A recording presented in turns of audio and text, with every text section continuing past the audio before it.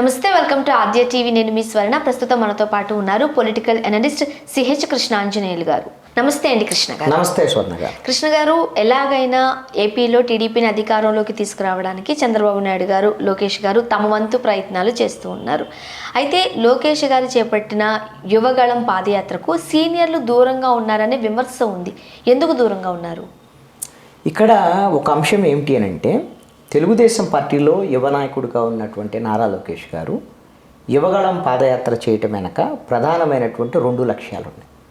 ఒకటి ఏమిటి అని అంటే, తెలుగుదేశం పార్టీలో ఒక పటిష్టమైనటువంటి యువ నాయకుడిగా పేరు తెచ్చుకోవటం అనేటువంటిది లోకేష్ గారికి ఇప్పుడున్నటువంటి పరిస్థితుల్లో అవసరమైనటువంటి అంశం. చంద్రబాబు నాయుడు గారి కుమారుడుగా ఆయన ఒక ఎమ్మెల్సీ అవ్వటము, అంతకుముందు గత ప్రభుత్వంలో మంత్రి అవ్వటము, ఇవన్నీ జరిగాయి. 2019 ఎన్నికల్లో మంగళగిరి నుంచి ఆయన ఓడిపోయారు. ప్రతిపక్షం ఆయన పదే టార్గెట్ చేస్తూ పప్పు అంటూ కూడా ట్రోలింగ్ చేస్తున్నటువంటి పరిస్థితులు ఉన్నాయి. తెలుగుదేశం పార్టీలో యువత కానివ్వండి, వాళ్ళ సభ్యులకు సంబంధించినటువంటి వ్యవహారాల్లో కానీ, వాళ్ళ సమస్యలు చూడటంలో కానివ్వండి, లోకేష్ గారు చాలా యాక్టివ్గా ఉన్నారు. కానీ చంద్రబాబు నాయుడు గారు ఈ రోజున మళ్ళీ అధికారంలోకి తెలుగుదేశం పార్టీ రావడం కోసం ఆయన ఒకవైపున రోడ్ షోలు, ర్యాలీలు చేస్తున్నటువంటి సందర్భం ఉన్నప్పటికీ కూడా యువ నాయకుడిగా నారా లోకేష్ గారు కూడా అలాంటి పాత్ర నిర్వహించి మరింత ప్రజలను, ఎక్కువ మందిని తెలుగుదేశం పార్టీ వైపు తీసుకురావడం అనేది ఆయన బాధ్యత. ఆయన ఆ విధంగా సొంతంగా నాయకత్వ లక్షణాలను పెంపొందించుకోవటం ఒకటి, అదేవిధంగా తెలుగుదేశం పార్టీలో అధికారంలోకి తీసుకురావటం.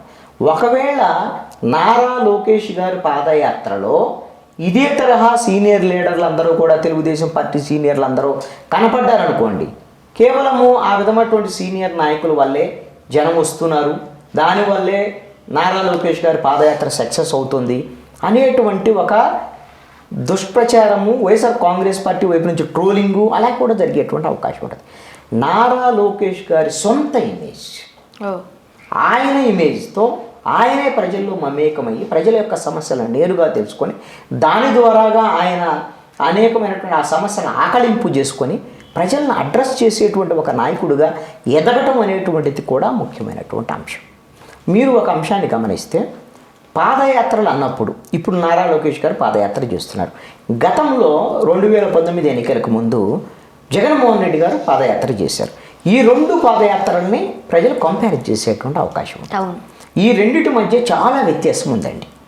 మీరు ఎందుకు ఎటువంటి వ్యత్యాసం అని చెప్తారు? ఎటువంటి వ్యత్యాసం అంటే, జగన్మోహన్ రెడ్డి గారు ఆ రోజున ప్రతిపక్ష నాయకుడిగా ఉన్నప్పటికీ కూడా రోజుకి ₹1 కోటి ఖర్చు చేసి తన పాదయాత్రకు విపరీతంగా జనం వచ్చినట్టుగా చూపించుకోవడం కోసం జనాన్ని తరలించడం కానీ, వాహనాల ద్వారా ప్రజలను తరలించడం కానీ, అత్యధిక మంది నాయకుల్ని, రాష్ట్ర వ్యాప్తంగా ఉన్నటువంటి నాయకులందరినీ కూడా ఆయా ప్రాంతాల్లో ఒక చోటగా చేర్చడం కానీ, అంటే ఒక హంగు ఆర్భాటాలు అన్నీ కూడా జగన్మోహన్ రెడ్డి గారి పాదయాత్రలో కనపడ్డాయి. దాని ద్వారాగా అది ఒక సక్సెస్ అయినట్టుగా వాళ్ళు ఒక చూపించారు. దాన్ని ప్రజల్లోకి మరింత విస్తృతంగా తీసుకెళ్లేటువంటి ప్రయత్నం చేశారు. నారా లోకేష్ గారి పాదయాత్ర ప్రారంభమే అందుకు భిన్నంగా జరిగింది. అసలు వీళ్ళు డిజైన్ చేయటమే ఒక సాదా సీదాగా, ఏ విధమైనటువంటి హంగు ఆర్భాటాలు లేకుండా అతి తక్కువ ఖర్చుతో ఎక్కువ మంది ప్రజలను కలవటం అనేటువంటి లక్ష్యంగా ఈ పాదయాత్ర మొదలైంది. అందుకోసమనే మీరు పెద్ద మిగతా ప్రాంతాల నుంచి జనాల తరలింపు చాలా తక్కువగా ఉంది. దాన్ని ఆసరాగా చేసుకొని ఈ రోజున వైఎస్ఆర్ కాంగ్రెస్ పార్టీ కొన్ని వీడియోస్ తీయటము, జనాభా ఎవరూ లేరని చెప్పేసి విధంగా ఆ వీడియోస్ని ట్రోల్ చేయటము, ఇలాంటివన్నీ జరుగుతున్నాయి. ఈ అంశంలో తెలుగుదేశం పార్టీ కానీ నారా లోకేష్ గారు ఏమనుకుంటున్నారు అని అంటే, ఇట్లా ఆర్భాటము, హంగు ఆర్భాటాల ద్వారాగా మన యొక్క బలాన్ని చూపించుకోవడం కాదు, ఎక్కువ మంది మిగతా వర్గాలకు సంబంధించి యువతరంతో పాటు మహిళలు, చేతి వృత్తుల వాళ్ళు, వ్యవసాయ కూలీలు, ఇలాంటి వాళ్ళందరినీ కలిసి వాళ్ళ సమస్యలు తెలుసుకొని వాళ్ళతో మమేకం అవ్వాలి అనేటువంటి ఆలోచనలతో దాన్ని రోజు రోజుకి దీని యొక్క యువగళం పాదయాత్ర ప్రాధాన్యతని పెంచుకోవటం, ఎక్కువ మంది జనంలోకి వెళ్ళటం అనేటువంటి ధోరణిలో జరుగుతుంది. ఆ విధంగా అంగు ఆర్భాటాల విషయంలో రెండింటి మధ్య ఉన్నటువంటి వ్యత్యాసం ఇది. రెండవ కీలకమైన అంశం ఏమిటంటే, ఆ రోజున పాదయాత్ర సందర్భంగా జగన్మోహన్ రెడ్డి గారు చేసినటువంటి ప్రసంగాలను కనుక మీరు గమనిస్తే, జగన్మోహన్ రెడ్డి గారు తన తండ్రి గారు అనేటువంటి రాజశేఖర రెడ్డి గారి ప్రసంగాలని అనుకరిస్తూ ప్రసంగాలు చేశారు. కుయ్యి కుయ్యి కుయ్యి అంటూ ఆ రోజున రాజశేఖర రెడ్డి గారు ఎలా మాట్లాడారు, మేనరిజాన్ని కాపీ చేశారు. ఆయన కాపీ క్యాట్ లాగా తన యొక్క ప్రసంగాలను చేసేటువంటి వాళ్ళు. కానీ ఇప్పుడు నారా లోకేష్ గారు, చంద్రబాబు నాయుడు గారు ఒక 40 ఏళ్ల అనుభవం ఉండేటువంటి ఒక రాజకీయ నాయకుడు, ఆయన్ని ఇమిటేట్ చేయటం లేదు నారా లోకేష్ గారు. అదేవిధంగా నారా లోకేష్ గారు తాతగారు అయినటువంటి ఎన్టీ రామారావు గారు ఈ రాష్ట్రానికి ముఖ్యమంత్రిగా పనిచేశారు. ఆయన యొక్క ప్రసంగాలు కూడా అద్భుతంగా ఉంటాయి, ఆయన కూడా ఇమిటేట్ చేయట్లేదు. ఈయన సొంతంగా అక్కడ ప్రజల్లోకి వెళ్ళి ప్రజలు మాట్లాడేటువంటి సందర్భంలో ఈయన సొంత శైలిలో మాట్లాడేటువంటి ప్రయత్నం, ఆ విధంగా తన స్పీకింగ్ స్కిల్స్ని డెవలప్ చేసుకునేటువంటి ప్రయత్నం అయితే చేస్తున్నాడు. ఈ గతంతో పోల్చుకుంటే లోకేష్ గారు మాట తీరు కూడా మారింది. ఖచ్చితంగా మారింది, మాట తీరు మారింది, తెలుగు చాలా స్పష్టంగా మాట్లాడుతారు. చిన్న చిన్న పొరపాట్లు మాట్లాడటం, మాట తడబాటు రావటం అనేటువంటిది ఎవరికైనా సర్వసాధారణమైనటువంటి విషయం అండి. ఆయన కుప్పంలో పాదయాత్ర ప్రారంభించిన రోజున పాలనకు బదులుగా పానల అన్నారు అనేటువంటి దానిగా, కుప్పం ప్రశాంతత బదులుగా ప్రశాంతత అన్నాడని, ప్రశాంతత అన్నాడని, ఇట్లాంటివన్నీ కూడా ట్రోల్ చేశారు వైఎస్ఆర్ కాంగ్రెస్ పార్టీ వాళ్ళు. మీరు కింద గమనిస్తే జగన్మోహన్ రెడ్డి గారు ఇప్పుడు బటన్ నొక్కడానికి అనేకమైన సభలు పెడుతున్నారు. ఆ సభలన్నింటిలో కూడా జగన్మోహన్ రెడ్డి గారు ఎక్కడా కూడా తన సొంతంగా ప్రసంగాలు, ఆయన అన్నీ కూడా రాసినటువంటి ప్రసంగాలను మాత్రమే చదువుతున్నారు. ఆ ప్రసంగాల్లో కూడా పెద్ద మార్పు ఏం లేదండి. ఆ దుష్ట చతుష్టయము, ఆ మీడియా, అదేవిధంగా చంద్రబాబు నాయుడు, పవన్ కళ్యాణ్, దత్తపుత్రుడు, ఇలాంటి కొత్త విషయాలు ఏం లేనటువంటి పాత విషయాలని చదివేటువంటి క్రమంలో ఒక్కొక్క ప్రసంగంలో 20 తప్పులు ఉంటున్నాయి, 20 మాటలు తడబాట్లు ఉంటున్నాయి. అంటే చూసి చదివే దాంట్లోనే జగన్మోహన్ రెడ్డి దాంట్లో ఇన్ని తడబాట్లు ఉంటే, ఆయన నేరుగా స్వతంత్రంగా మాట్లాడేటువంటి దాంట్లో 1-2 తడబాట్లు ఈ రోజున సోషల్ మీడియా అనేటువంటిది వైఎస్ఆర్ కాంగ్రెస్ పార్టీకి చాలా యాక్టివ్గా ఉందండి. మిగతా వాళ్ళు పోల్చినప్పుడు జనసేన సోషల్ మీడియా కూడా చాలా యాక్టివ్గా ఉంటుంది. తెలుగుదేశం సోషల్ మీడియా కొంచెం ఇన్యాక్టివ్గా ఉంది, కొంత వాళ్ళతో పోల్చినప్పుడు వెనకబడి కూడా ఉంది. కాబట్టి వీళ్ళు చేసే చిన్న చిన్న మాటలతో తడబాటుల్ని ఎక్కువగా చూపిస్తున్నారు తెలుగుదేశం వాళ్ళే, నారా లోకేష్ గారి.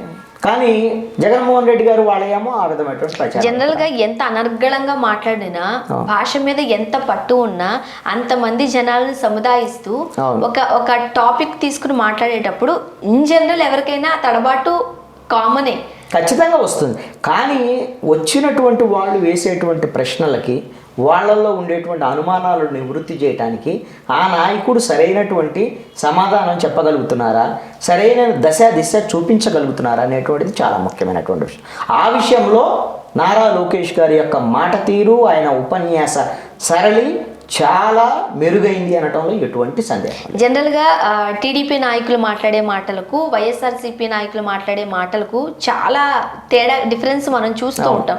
వీళ్ళు చిన్న పెద్ద తారతమ్యాలు లేకుండా పదునైన బాణాలు వేస్తూ వెళ్ళిపోతారు. పదునైన బాణాలు అనే కన్నా కూడా అన్పార్లమెంటరీ లాంగ్వేజ్ మాట్లాడటం అనేటువంటిదే ఈ రోజున రాజకీయ నాయకుడి ప్రసంగాలు ఎలా ఉండాలి, ఎదుటివాడిని దూషించాలి, దుర్భాషలాడాలి, తిట్టాలి, అదే ప్రసంగం అనేటువంటిది ఈ రోజున వైఎస్ఆర్ కాంగ్రెస్ పార్టీలో మంత్రుల దగ్గర నుంచి, ఎమ్మెల్యేల దగ్గర నుంచి అదే బాణీలో ఉన్నారు. అదే బాణీని అక్కడక్కడ తెలుగుదేశం వాళ్ళు కూడా కొంతమంది పాటిస్తున్నారు. అది తప్పు. వాళ్ళు వేసేటువంటి ట్రాప్లో పడకూడదు. వాళ్ళు ఆ విధంగా అన్పార్లమెంటరీ మాట్లాడుతున్నారు కాబట్టి వీళ్ళు కూడా అన్పార్లమెంటరీ ఇలా మాట్లాడటం అనేది సరైనటువంటిది కాదు. ఒక రోజున ఒక దశలో నారా లోకేష్ గారు కూడా ఈ పాదయాత్రలో వాడు జగన్మోహన్ రెడ్డి, వాడు భయపడి నా మీద ఈ విధంగా పోలీసులను ప్రయోగిస్తున్నాడు, ఇది పోలీసులు అనుమతిస్తే పాదయాత్ర అవుతుంది, పోలీసులు అనుమతించకపోతే దండయాత్ర అవుతుంది అనేటువంటి విధంగా మాట్లాడారు. అది కూడా నేను తప్పే అంటాను.